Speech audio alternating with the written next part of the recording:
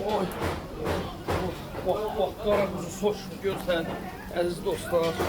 Gəlirsiniz bax, belə qana restorana. Görürsünüz, xanımlar və bəylər. İstidir deyə, istidir deyə. Şimdi buna bax, müştərilər istəyilə olan bir şeydir bu.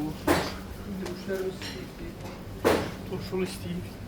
Yüngül, qorxaq və turşulu var deyir bura. Yüngül və qorxaq.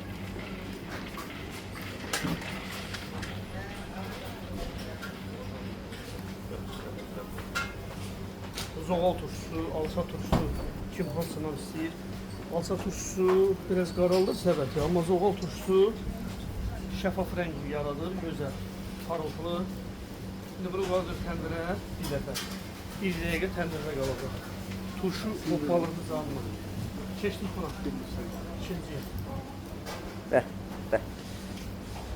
Bunu bugünkü qonağımız 10 nəfər ailədir. İstəyilən pişmiş gördüyünüz kimi. Allah canları sağ eləsin. Düyünlər tələbələrin Allah hamısını canı sağ eləsin. Məktəbli məzunlar təbrik edirlər. Hamısına uğurlar arzulayıram. Müəllimlər çox gəlir tələbələrlə. Yolunuzu gözləyirik. Bax gördüyünüz kimi. Biraz qorxaq vurduq ki, təndirə bir dəqiqə qoy çıxaracağıq. Gəlin yeyin için nuş eləyin.